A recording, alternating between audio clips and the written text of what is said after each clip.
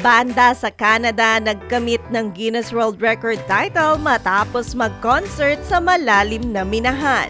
Nakapagtala ng Guinness World Record title ang isang banda sa Ontario, Canada matapos nitong mag-concert sa kailaliman ng isang minahan.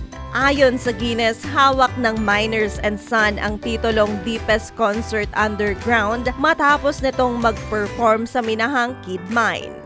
Ang naturang minahan ay may lalim na 8,086 feet and 11.31 inches below sea level. Nagawang talunin ng Miners and Son ang dating record holder mula Sudbury, Ontario na bandang Shaft Bottom Boys kung saan nag-perform sila sa lalim lamang na 6,213 feet.